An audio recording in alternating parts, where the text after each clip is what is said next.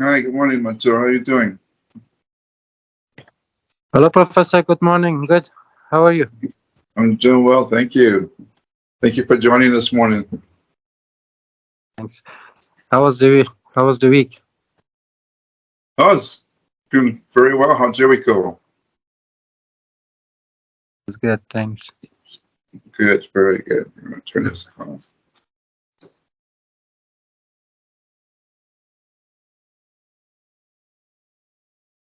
Hello, good morning. Good morning, Dr. Awaad. How are you doing?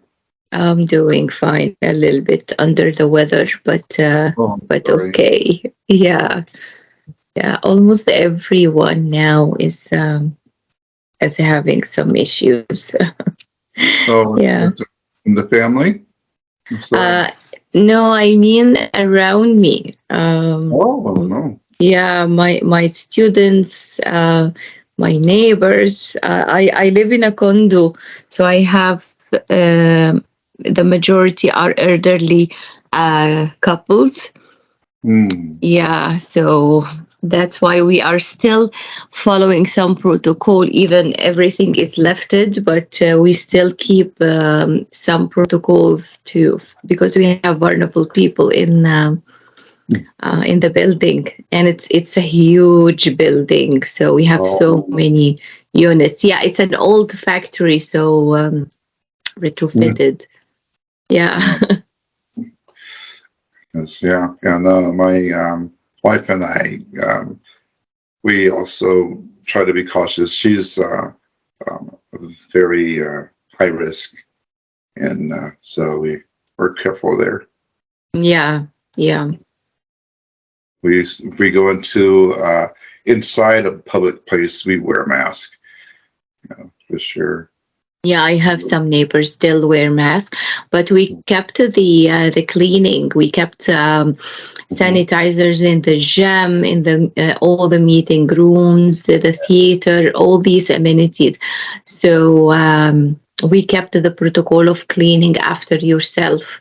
Although we have dedicated cleaning staff, but sanitizing after yourself.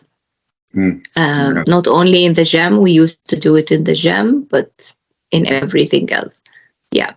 So I think absolutely. now people are joined. Yeah. Okay, good. Yes. Good morning, everyone. Good morning, Tamiaka. Good morning. I'll try Rhodas one more time. Hopefully she's not the one that's experiencing some illness. Professor, can you hear me fine? I'm sorry, because this is my new machine. I just, this one I never used. I bought it for my another project, but I think this is the first time I'm like turning on Teams on this one. Oh, yes, we hear you fine, coming through very clear. Thank you. Absolutely. Okay, so we're actually into the review portion of the course, and this is a time where we're just gonna hopefully you'll have questions that you need to answer at this point, but I will talk a little bit about what you can expect from here on. Obviously, the focus is going to be your capstone projects. And anything that we've covered prior that you need us to review now would be a great time to ask. I'm going to go through some of the logistics of that and try to give Rhodas some more time here. Could someone reach out to Rhodas on WhatsApp? It might be easier to contact her that way. Okay, Professor, I will contact her. Okay, thank you, Mansoor.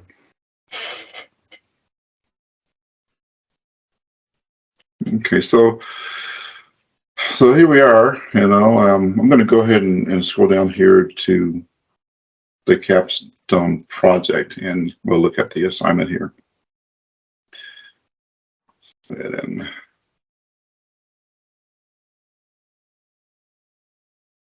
Okay. So for you, Sammy, you saw my notes that you'll only be submitting your title page, your table of contents, and your abstract and references. Sure, Professor. And one question on that. Yeah. So is that going to be like I separate that part of my document and then upload it here, or do Correct. I have to like copy paste in these boxes? You would upload it here. There should be. Okay. Let me switch to the student view and see if it's because sometimes we're assuming that this thing works, and it doesn't. So Okay. let's go here. Let's go to 12, and then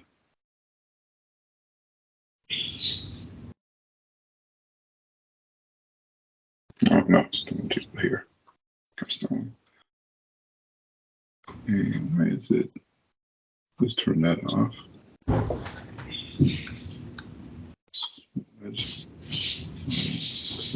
Student. Okay. And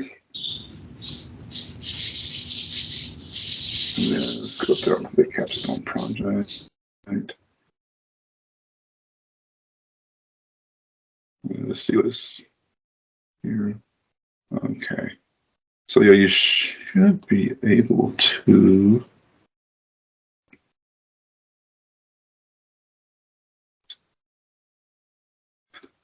I guess you're going to be copying and pasting it. I didn't realize it didn't have the option to upload. Okay. Yeah. Sure. Then I'll copy paste. Yeah, that's what I was like seeing on the portal, that it's not having any attachment option. Yeah. Let me see if I can edit that real quick and go back to.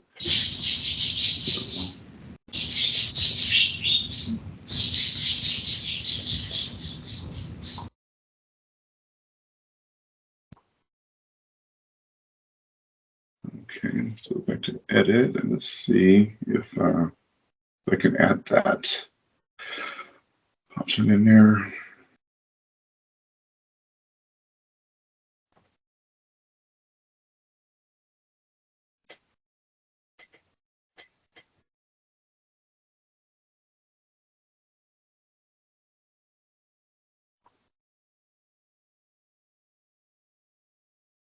Yeah, it should be options, submission settings. Go.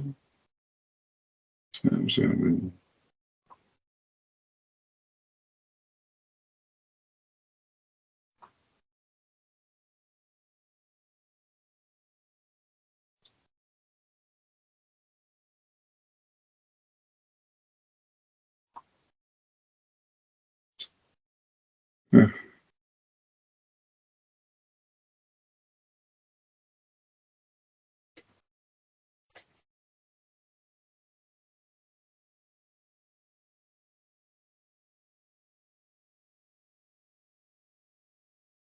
Okay, here we go. Let's see if that changes it. Let's go here.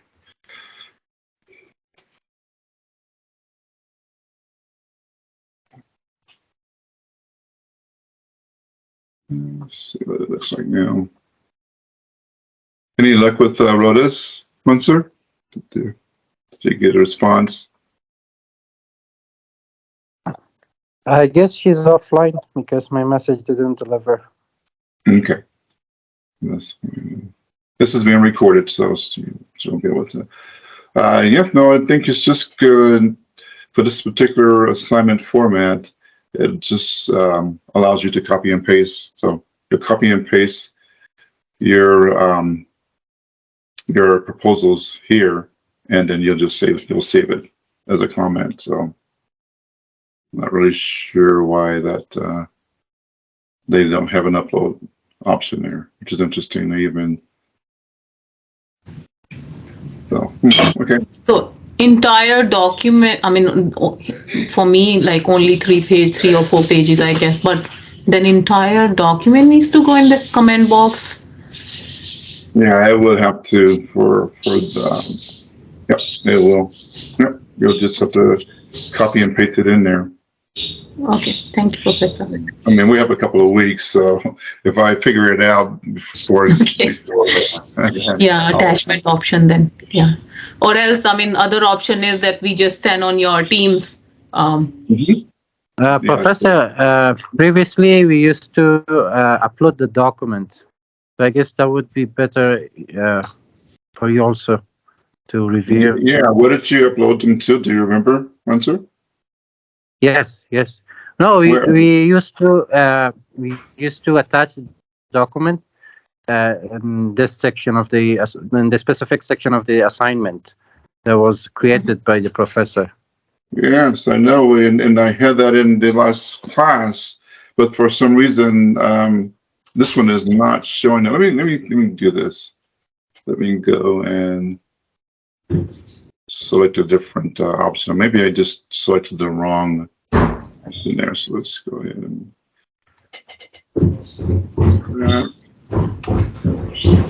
go back to, okay. Let's see here. Assignment.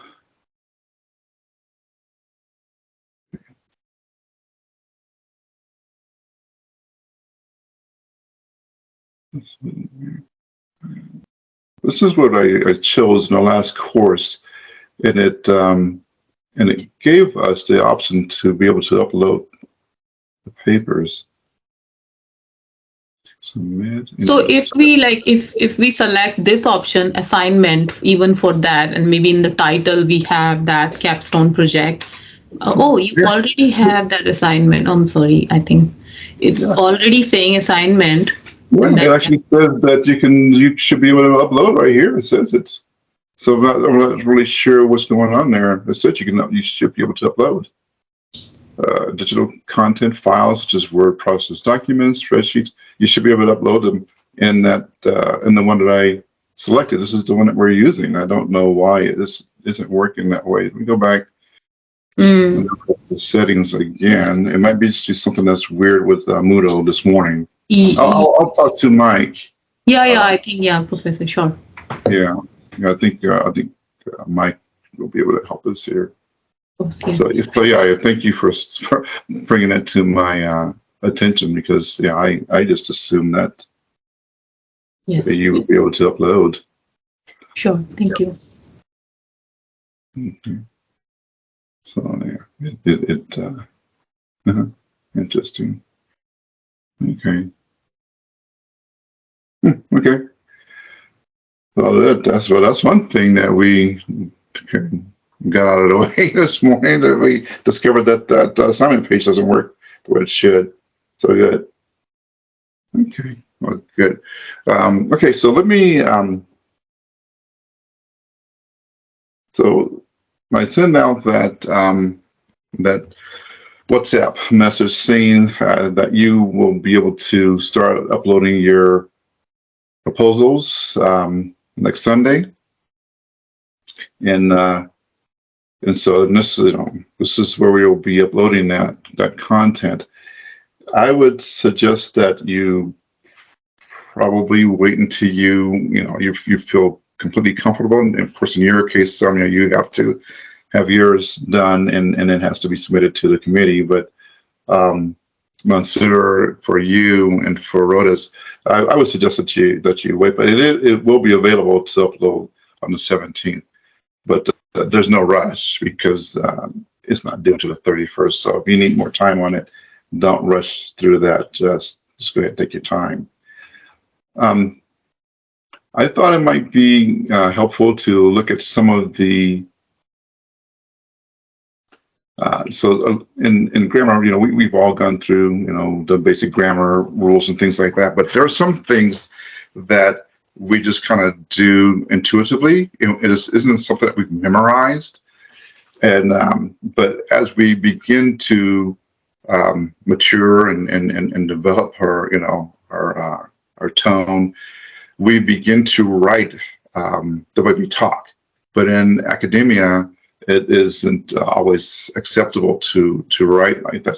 So again, we're trying to get you to the point where you can be published. Your work can be published from here, And so we have to be a little more stringent in in the expectations. So again, so here, I thought this would be a good section to review briefly this morning. This correcting mixed constructions and faulty shifts. This is what happens when we write the way we talk, the way we speak, because we're very comfortable. We speak in sentence fragments, and it's just the way we do.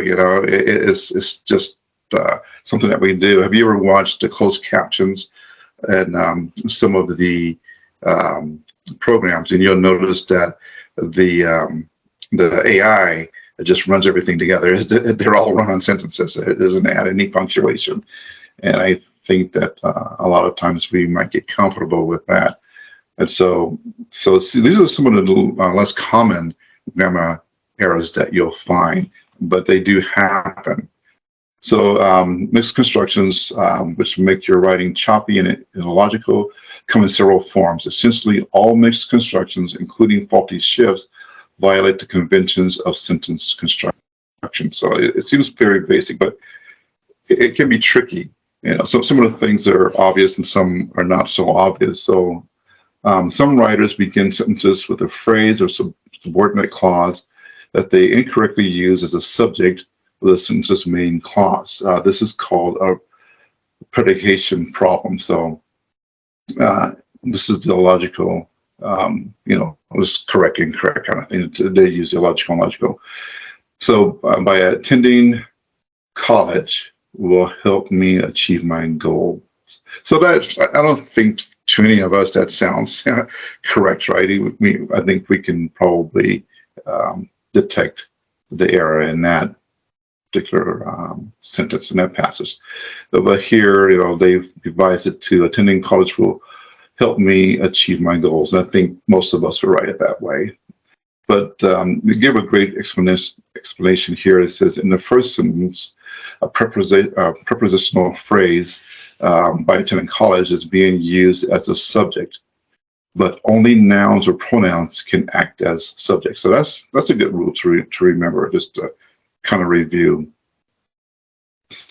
Okay, so here's another one. Just because they have not returned our calls does not mean they are rude. Now that might seem fine, in most writing, but again, there's a rule that's been broken there. So their failure to return our call does not mean they are rude. Just because they have not returned our call is a subordinate clause. It cannot be the subject of the main clause. So this is a rule that is not as obvious as that first one.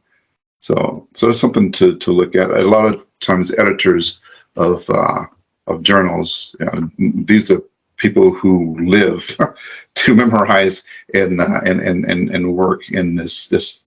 This is where this is their everyday life. So they are very skilled at this, and they will detect these things very quickly. So this is a great place to review these different grammatical errors that we all make because we write the way we speak. Because the patient was underweight, worried the doctor. Okay, that sounds a little awkward, right? The fact that the patient was underweight worried the doctor. So you can see how that works better. And the reason I'm looking at this is because a lot of times when we're writing, we just kind of do this free writing thing, right? We'll just write it, get it out, and I highly recommend that because it'll keep you from getting writer's block when you do that. Just get it out. But when you go back and you're revising and editing, you want to look at the word choice and sentence structure, because you'll find that sometimes those sentences are written in a way that's really awkward and it disrupts the reader. So as you're reading, it doesn't flow as naturally, and as soon as you do that, the reader's disengaged, and so that can be a real issue with papers, especially with a thesis. Yes, something that you don't want. You don't want them to become disengaged before they get to the meat of your paper. Okay. Any questions on this? Any input, feedback?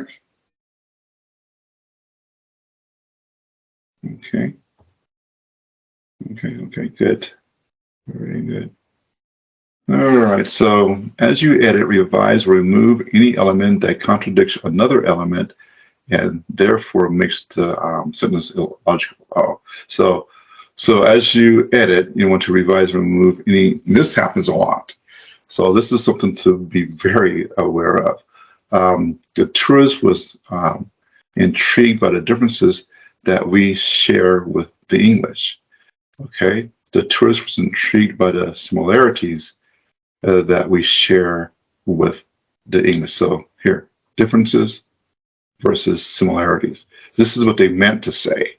Okay, so they meant to say this, but they said that instead. So okay, so the young sea captain soon learned that the mole didn't have no money. So that's just, background. That's that is a verb disagreement there. So the young sea captain soon learned that the mole didn't have any money. So I don't think any of us are going to be using that versus this. So okay. Okay, then after the election, the candidates cooperated against one another. So I'm not sure if anyone had ever used this. That seems to be very obvious to me, but maybe so after the election, the candidates cooperated with one another. So maybe this is something that someone has used, but I'm not sure. But it's there. And but clearly that's the form that we want there. I think this first one, I think probably is a really good example, because I think people do speak this way. I don't think too many, especially not college students, not too many would speak like this, but it's there, and it's just something to be aware of. Sometimes in our brains we think we've said this, but we've said this instead. So it's all good. Okay, so is that clear? Everyone's any questions on this one? No, Professor, thank you. Okay, good. But Very. One, I think when it comes to contradictions, like even I see in application very recently, one small example I'll quickly share. So we have like approval process in our application, and we implemented that approval process for the admins and leads, and they were basically clicking on approval and clicking on reject in case they want that content to go forward. They were approving, if not they were rejecting.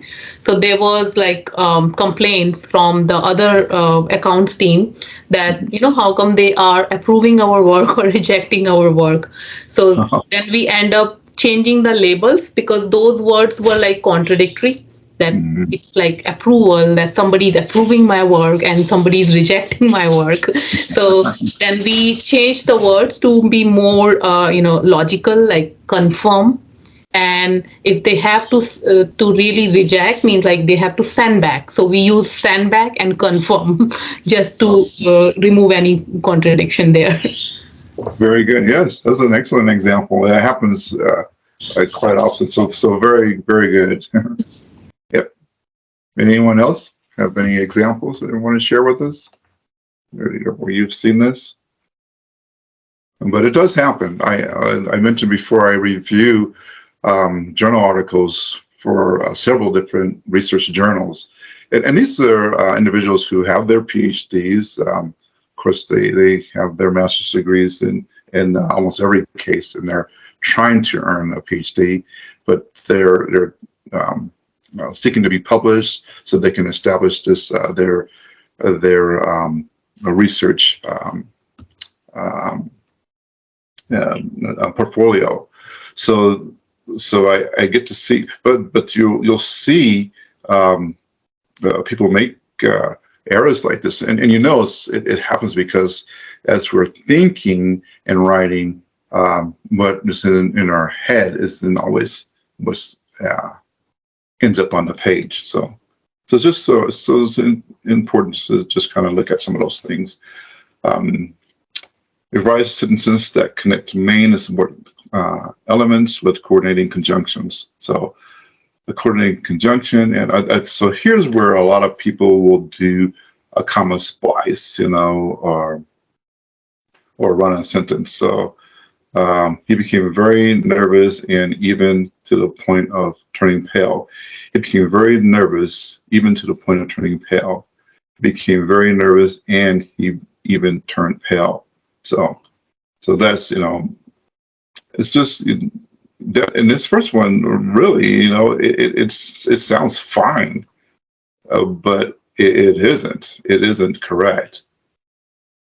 So because sometimes we speak this way. So it's in the first sentence, according conjunction and connects a main clause with a phrase. In the second sentence, the and has been removed. In the third sentence, the phrase has been turned into a main clause. Thus, the and now connects two main clauses. So just, and this might seem like it's really a nitpicky, but it really does help the passages to flow as people are reading. And you'll see, you'll read books that are published, and editors have gone through, and then you'll get to a sentence and you'll find yourself reading that sentence again because your brain is saying there's something about that just doesn't seem right. It is grammatically maybe it's fine, but it just throws you, and that happens sometimes when you're reading books or magazine articles, and it's just something that occurs. So any questions about this? Okay. All right. So make sure that words are related logically to one another. So you have to be very careful with the mixed metaphors and word choice and things like that, because that can also throw the reader off. It can cause the reader to become disengaged with the content. Every morning, my father cooks, cleans, and walks the dog. Every morning, my father cooks breakfast, cleans the kitchen, and walks the dog. Now, we know that he's not cooking the dog, right? We know that. That wouldn't be very logical at all. It's just, we know that because he couldn't do it every morning. He did cook the dog. He'll cook the dog once, right? And that would be the end of that. But you see why they're saying that, just to clarify what you're saying there. And it just, it might. It's just like more descriptive that, okay, we are not just saying, okay, cooking, cleaning, and walking the dog, but also what are you cooking and what you're cleaning. Basically, you're not cleaning the entire house early in the morning and then taking the dog also to walk. It's too much work for a person. So like specifically describing everything. Yes. So yeah, and again, because it ends with and walks the dog, you might think that does he clean the dog, every morning? Again, this cooks part was like, but I think here in the first sentence, the dog is being cooked, cleaned, and walked. That's what they're saying there. Okay, that's and it's not logical. We know better than that.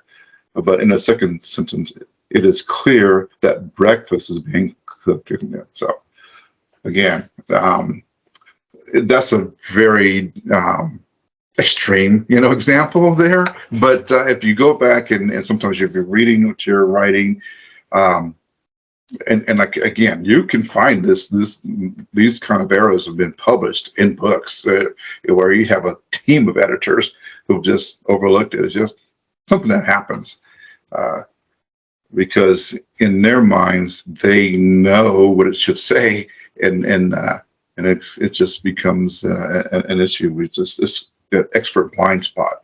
The thing that happens, right? You know what it should be, and you're kind of going along with it, but you haven't really broken it down for the reader or the learner. So, okay, any questions about this? It's clear. Okay, so let's see what else they have in this chapter. Okay, so avoid when or where when defining unless the term is indicating time or place. Courtesy is when people show each other respect. Okay. Courtesy is the practice of showing respect to others. So trust me, this is extremely common. A lot of writers would just put it that way. Okay, a good way to explain a definition is with a noun. So the writer equates courtesy with a noun practice and then explains that practice. So this is a good little note to okay to read there, and rewrite the following sentences, and then there's an exercise here, so we won't get into that. All right, so let's look at some of the academic proposals here, and I think I had let me try to find the one that I shared with you before. We may have to bring it back up from WhatsApp. Okay, I thought I had a good one here. This is a research proposal here, and let me see if I can get this to. They have that watermark on there, and that's kind of annoying. Oh, they would do that. You can't. There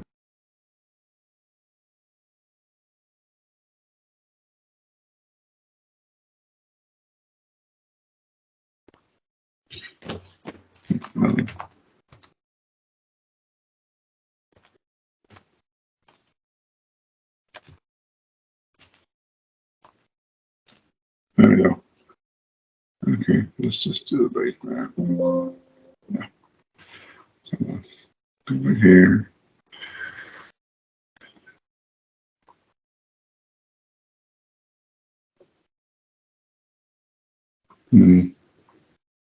It doesn't want to open it. Okay, well.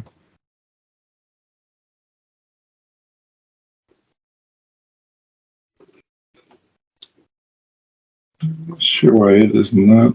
Let me go back to here, creating proposal. Sorry, I thought I had this pulled up.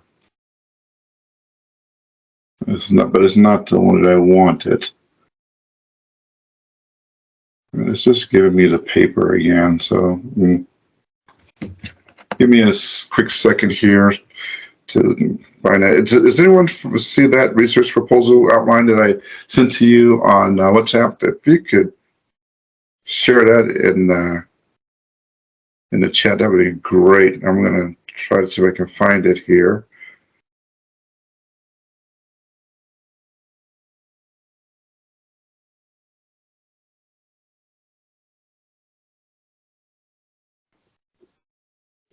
Oh, here we go. Let me see if I can send this here. There it is. Let me go ahead and email that, and I'll open it up.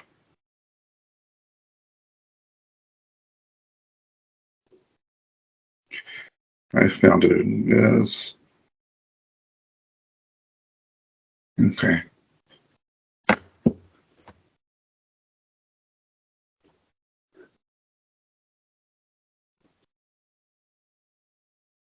Okay.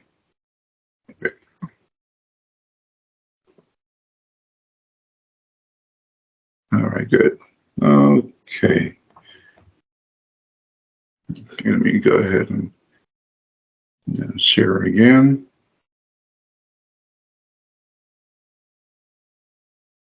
Okay, is everyone seeing that research proposal format example? Yes, Yeah. Professor. Oh, okay, good. All right. Sorry about that. I thought I had the right one queued for the lecture, but I didn't. So, so Mansoor and Rodas, how is your formatting coming along? Have you got to the point where you're starting to format your proposals?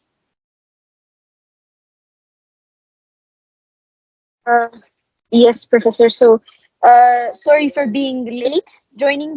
I was having connection problems. Oh, we're glad you can join. Can you hear me? I can, yes. We're glad you can join. Yes. Sorry about Okay. the connection problem. Yes, yes. So, yeah, we've started structuring our proposals. So, Okay. as Dr. Hanan mentioned before, we've been working on our weekly meetings, Yes. going through our ideas and brainstorming document, and now we've started structuring our proposal as well. So yeah, we're some way, I think, halfway through doing it. So yeah, we're doing that. Okay, good. Very good. We before you joined, we had mentioned that there is an issue with the capstone project assignment area in Moodle. It doesn't seem to allow you to upload your papers. It should. I looked at again at this particular assignment format, and it should be allowing that. So I'm going to work with Mike to get that fixed. And again, don't let that Sunday the 17th date intimidate you. The due date isn't until Sunday, December 31st. Okay, and you can take as much time as you need to refine your proposals. Okay, is that clear? Everyone is clear with that? Okay, so let me go back to The Professor, and Yes. the proposal document, everything should be included from the start to the end. I mean, it should be a part of the proposal, or the whole proposal should be in the document. So so your proposal is going to be outlined, similar to this, and again, based on Dr. Awaad's instructions, you'll follow whatever instructions she's given you, but it is basically an annotated outline. Oh, okay. So the instructions are there. Okay, thank you. Yeah. Can you see that? Is this displaying correctly? Yes, Professor. Yes. Okay. Sure. Thank you. Oh, good. Okay. Yeah. Does that answer your question, Mansoor? Yes. Yes, Okay. Professor. Thank you. Very absolutely. But good. So there's a lot of content, in a proposal, and then you'll add your references. And I don't know if you're going to be adding appendices or not, but if you are, then of course they go after the reference page. Okay, so again, here to see. Let's look at some of the other review content that. So this is basically week 12. Okay, so then next week is 13 and 14. Then it capstone. Let's look at chapter 18. No, I think that's just too basic. I'm not going to worry about that. So I'm going to go back and look at. I'm going to look at this one. Okay, let's go back and look at chapter 15 again, and then let's look at chapter 7. I think that would be helpful to review that. So let's go ahead and we'll open both of the text books. And okay, so let's go here.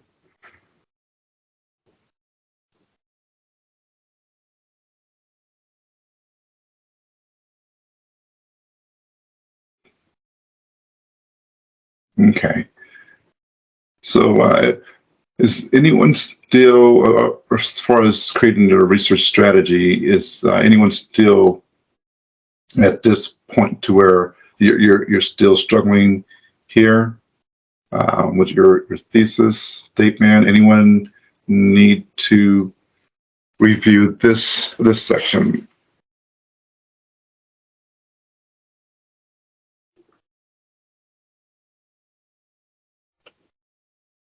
No? Okay, we're good. Yes, I think we're all good, Professor. Good, very good. Okay, all right. Because I don't want to make any assumptions. I know that sometimes we do that as instructors, and we'll just move along, full speed ahead. But someone's become disengaged at some point, and I want to make sure that hasn't happened here. Okay. Okay. Yeah. Okay, here, let's just look at this one. I think using sources. Okay. Okay. Yeah. So we know we need to be very, very careful here, right? We want to make sure we're citing everything. You even have to cite AI, generative AI content. If you've generated something using ChatGPT or any of the others, you have to cite that. It has to be cited. That is how you obtain that content. It's just, it protects you. It protects the university, and it's an integrity thing, right? By citing your sources, you earn readers' respect right there. Okay. Well, that is. Readers are more likely to accept your views if you project good character. What's the ancient rhetoricians called ethos. Okay, so we talked about that. Yeah. Okay. So we want to. And sometimes the readers, especially editors, they're going to be very savvy. And in fact, when I'm reviewing an article, if I come to some content and I maybe I don't even suspect it, maybe it's just something that I'm not familiar with, I will go to the database of one of the university's libraries that I have access to, and I will look that up, or I'll go to the journal's web page, I'll look up their content, and sometimes it will reveal that the student should have cited that source correctly. So trust me, editors will look at that as well. So just be careful.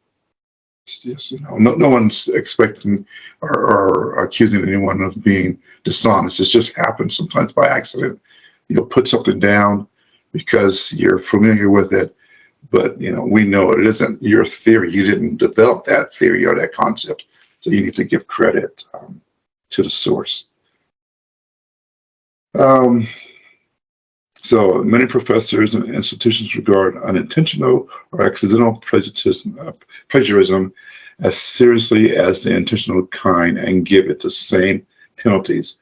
So that's something to be aware of, right? I mean, it wasn't intentional, but it'll just it'll be treated as intentional.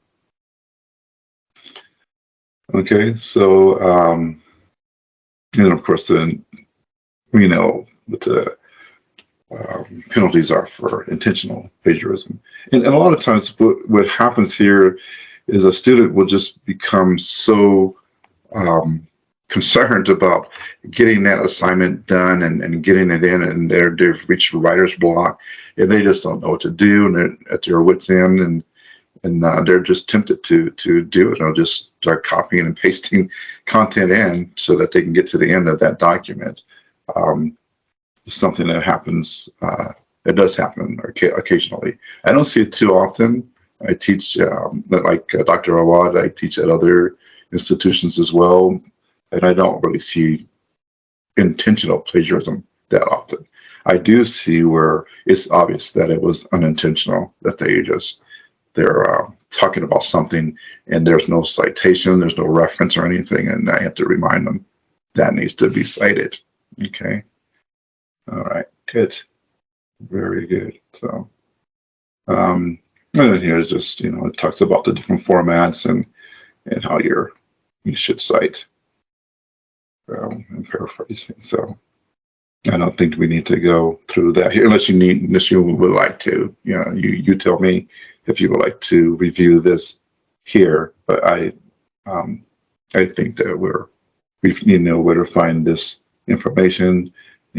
I've introduced you to this website. We do a search on almost anything, and then it'll give you that content back. So and gives you the step-by-step on in-text citations if you're still confused about that. It gives you reference examples. It's a great place to go. So everyone's looking at the APA style website. Sometimes I know I switch between tabs and I think that you're seeing what I'm talking about, but it's not really displayed on the screen. So are you seeing that? The APA style website? Okay, good. And here's in-text citations is something that just trips everyone up. It's just it can be confusing because there's so many different formats for different types of sources that you're citing, and so it can be a little tricky. So just bookmark this page as one of your favorites as you're going through college, or if you're continuing to do research. This is a great place to be. It's just I use this all the time. This is a great resource to have. Let's go back to the references, and I know that a lot of times this reference examples. So let's scroll down here, and it gives you all of these different types of, journal articles, and then it shows you examples of that. Then you go back here, a blog, examples of how to cite that, Wikipedia, examples. And then there's an article. They haven't added it to the content, but if I go to ChatGPT,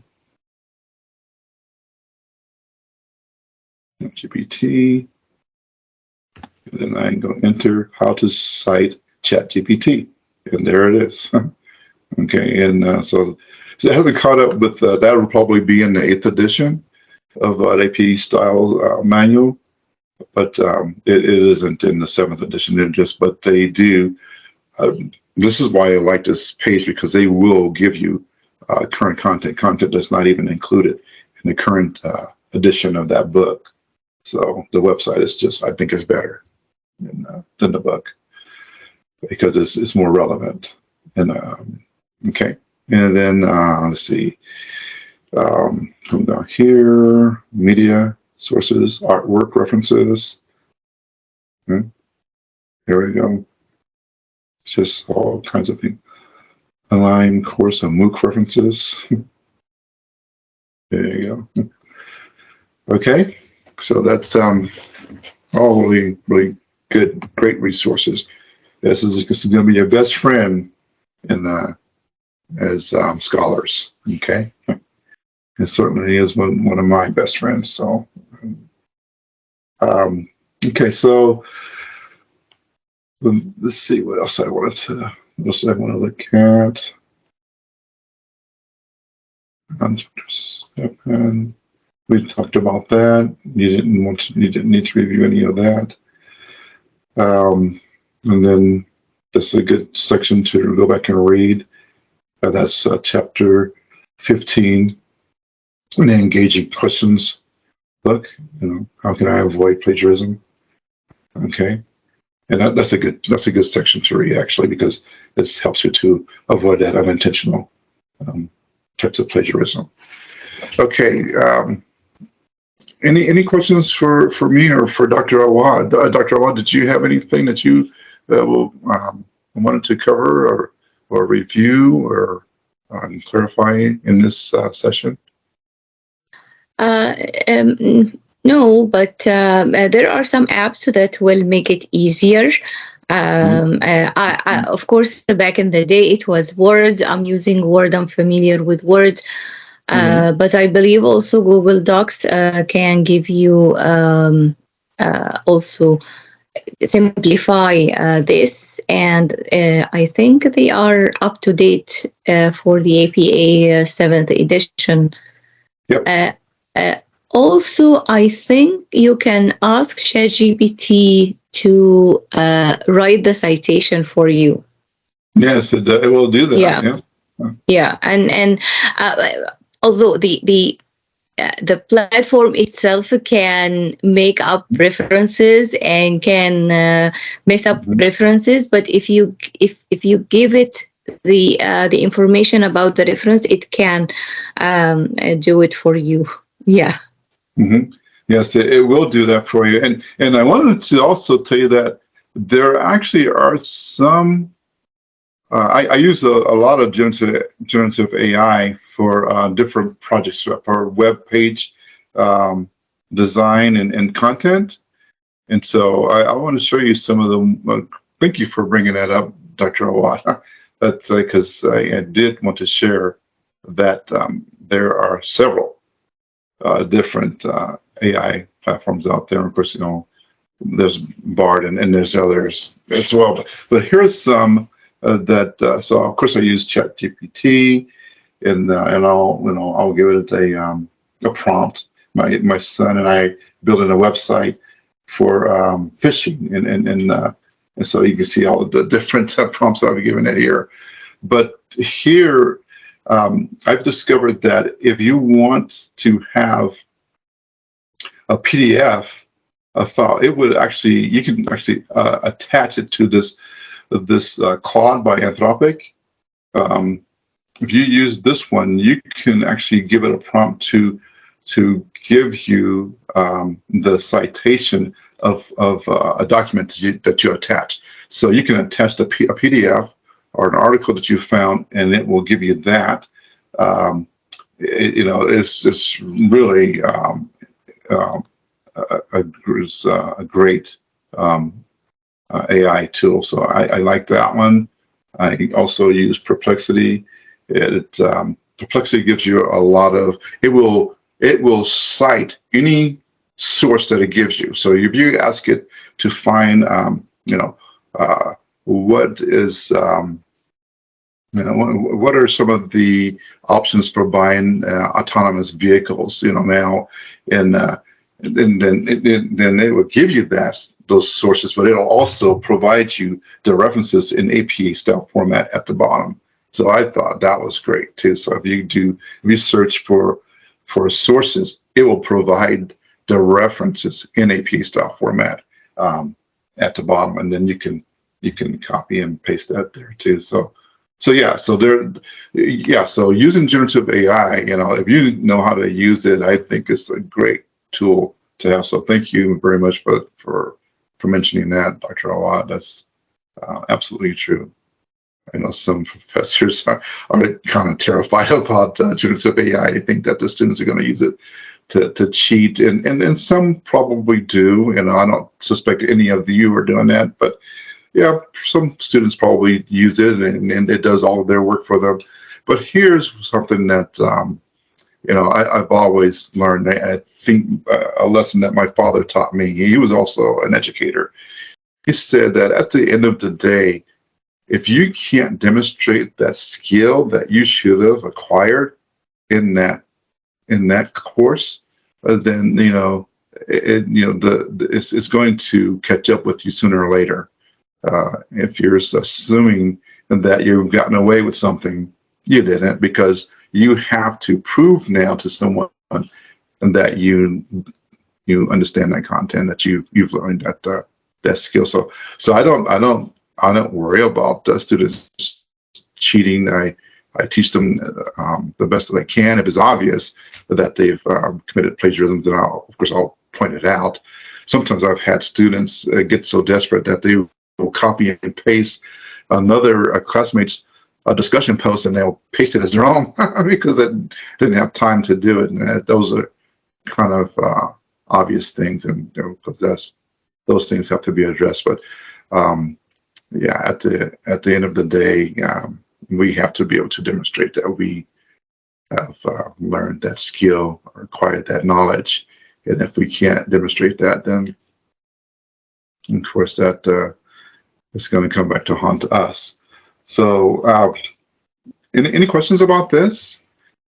And using generative AI, and of course, if you're writing in, as Dr. Awaad mentioned, here it is.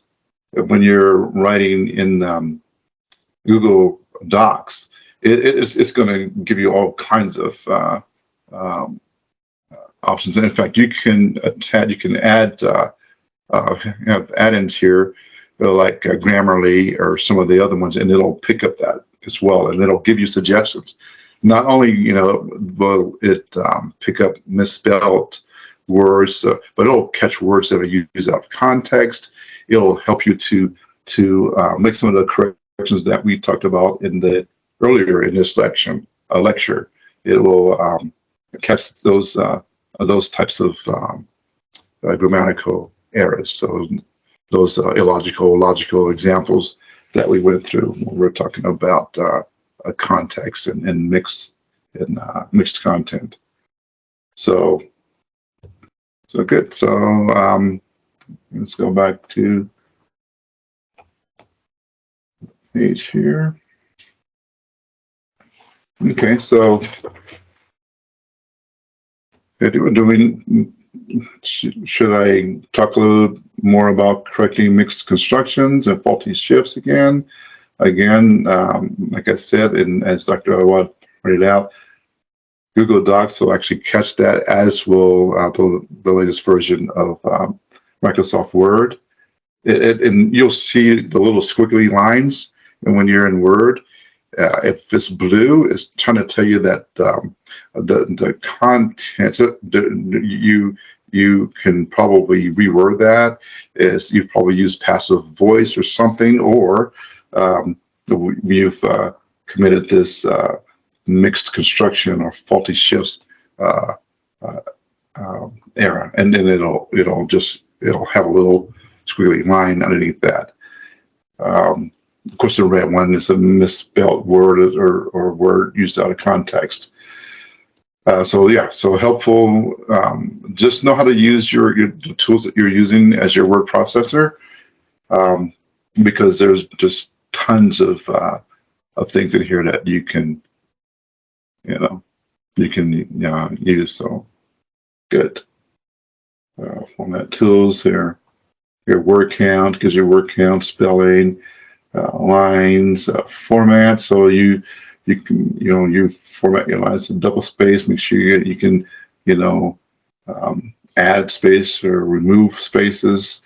If you have some just little spaces that are just kind of weird, you're trying to adjust it by deleting the line, but it makes the line single space, and you're like, what is going on? Sometimes what's happened is you're not really in double space, you're in like 1.5, and so you go back and you look at your line spacing to make sure you're actually in double space content, and then you can tell it to remove any extra spaces or anything like that. So the reason it's saying add here is because I don't have any content on the page. If I had some content on the page, then it would give you the option of adding or removing the different lines.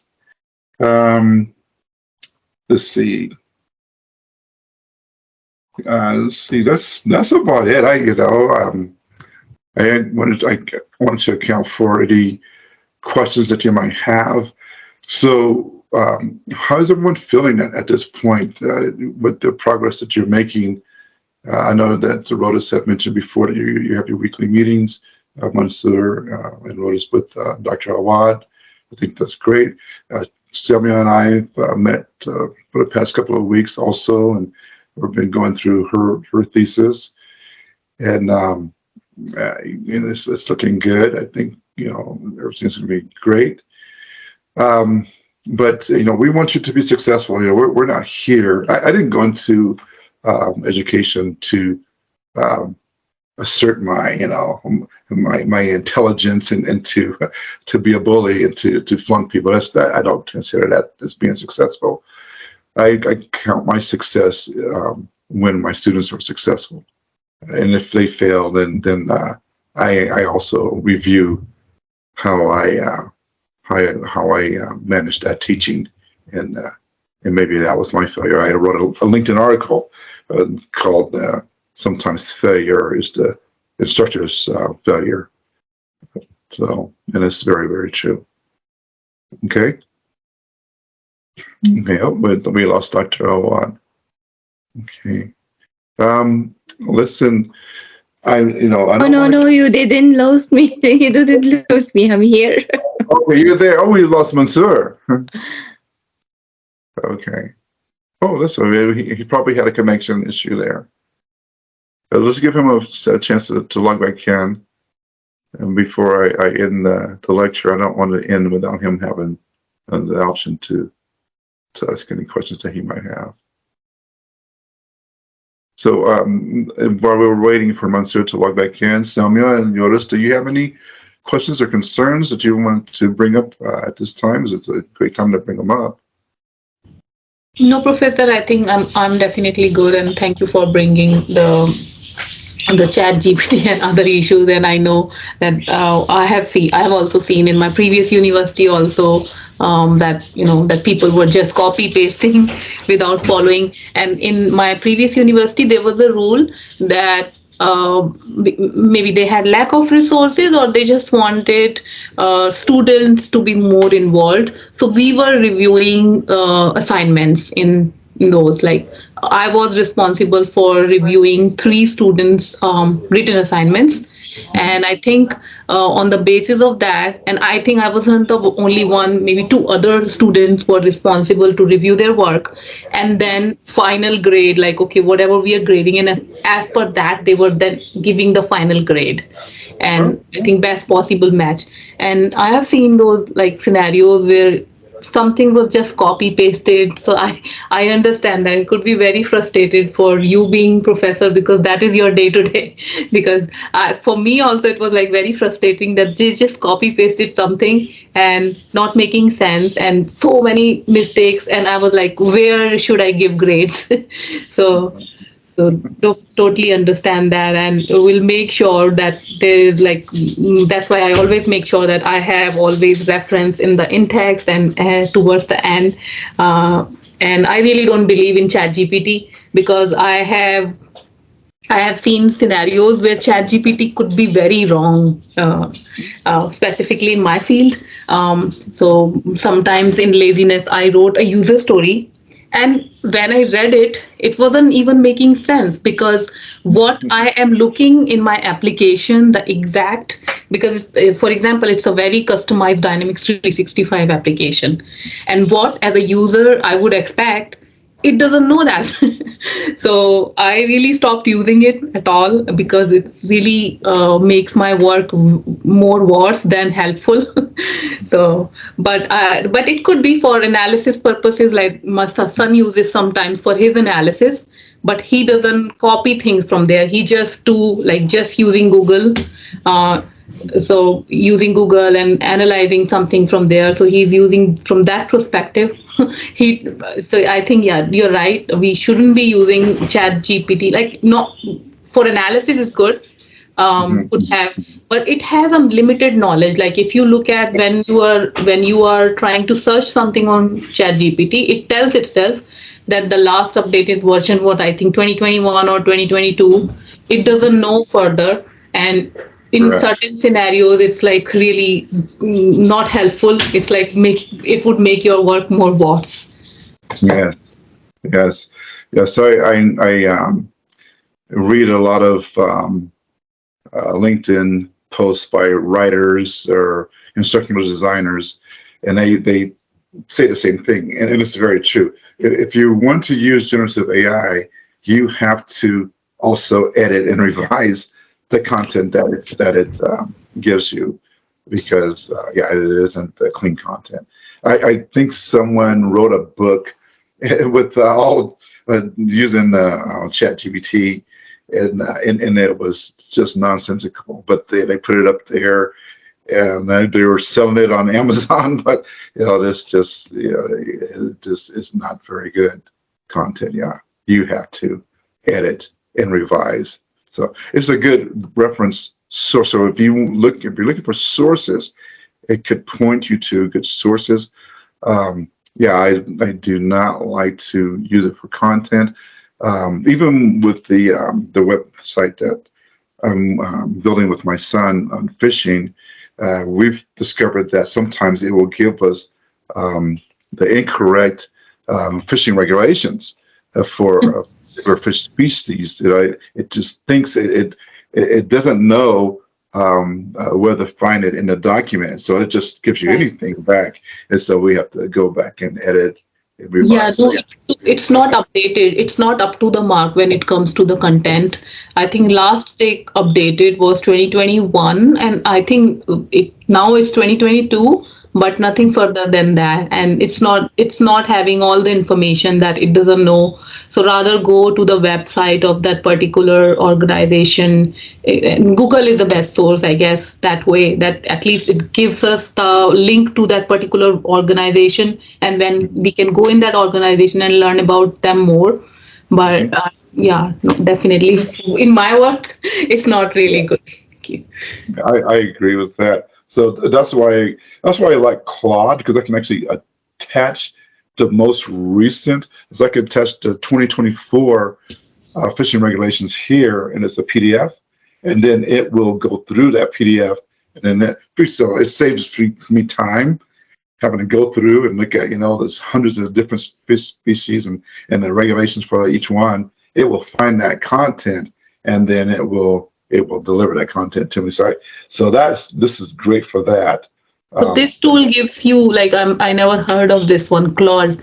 So this basically gives you a document to review. Yeah, so you can attach any document that you want to, and you can ask it to find a specific thing within that document, and it'll find that for you. So yeah, it's actually kind of neat. I haven't used it for academia, but I've used it for the website for page content. And again, you do have to make sure that is correct, though, because yeah, of course. Yeah, in that case, yeah. So yeah, I think a lot of people, because writing is just one of those things that a lot of people just don't like to do. It's for some people, writing is like math. They don't want to do it. They don't feel like they're good at it, and so they look for all kinds of shortcuts. That's why people will pay someone to write their dissertation or their thesis for them. And it's definitely one of those moral issues that exist in academia, where there's companies that offer these services, and they shouldn't be doing that. But some people just don't want to do it. It's just a chore for them, so they don't do it. And any other questions here? I'm not going to just hold you for the sake of holding you here. I don't believe in doing that. Mansoor wrote us, Anything else that you'd like to bring up? Any concerns? Anything that's popped up? No questions, Professor. No Okay, questions for me. Thank you. absolutely. Welcome. Yes, thank you, Professor. No question. Okay, good. Dr. Awaad, are we good? And do you have anything else to add? No, I'm okay. Thank you. Okay, well, we hope you get better soon. Thank you. You're welcome. Well, enjoy the rest of your day, everyone. Of course, always reach out to me on WhatsApp if you have any questions, if anything comes up, any concerns. But other than that, enjoy the rest of your day, rest of your weekend. Be safe out there, okay? Thank you, Professor. You're Thank you, very everyone. welcome. Have a great rest of your day and have a great weekend. Bye. Thank you. Okay, Bye, bye-bye, everyone. Thank you. You're welcome. Bye-bye.